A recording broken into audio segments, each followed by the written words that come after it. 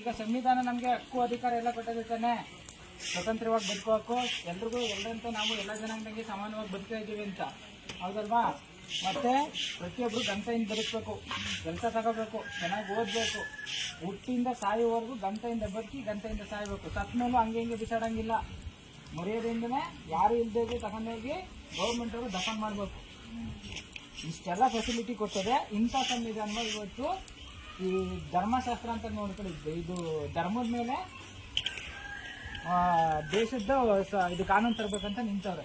ಧರ್ಮಶಾಸ್ತ್ರ ಅಂದರೆ ಗೊತ್ತಲ್ವಾ, ಹೆಂಗಸರಿಗೆ ಹಕ್ಕು ಅಧಿಕಾರ ಏನು ಇರೋದಿಲ್ಲ, ಗಂಡಸರು ಕೈ ಕೆಳಗಡೆ ಇರಬೇಕು, ಎಜುಕೇಷನ್ ಮಾಡುವಂಗಿಲ್ಲ, ಆಮೇಲೆ ಓದಂಗಿಲ್ಲ, ಕೆಲಸ ತಗೊಳಂಗಿಲ್ಲ.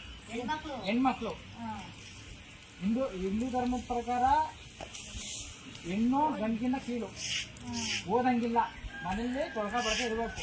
ಇವಾಗ IAS ಆಫೀಸರ್ ಆಯ್ತಾರೆ, IPS ಆಫೀಸರ್ ಆಯ್ತಾರೆ, ಒಳ್ಳೆ ಎಜುಕೇಷನ್ ಪಡ್ಕೊಂಡು ಪೊಲೀಸ್ ಇಲಾಖೆ ಎಲ್ಲ ಇಲಾಖೆಯಲ್ಲೂ ಇವತ್ತು ಕೆಲಸ ತಗೋತಾರೆ. ಗಂಟೆಯಿಂದ ಬದುಕ್ತಲ್ವ ನಾವೆಲ್ಲ.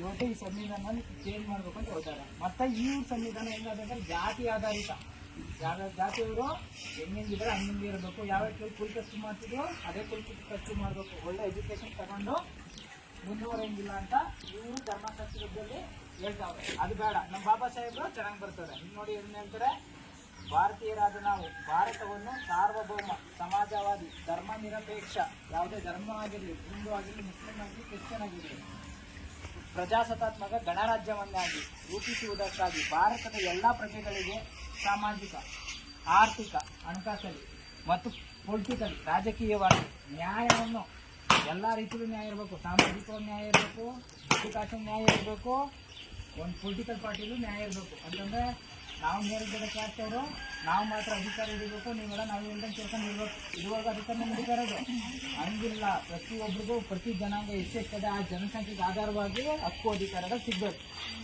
ಅದು ಹೇಳ್ತಾವ್ರೆ ಇಲ್ಲಿ ಬಾಬಾ ಸಾಹೇಬರು.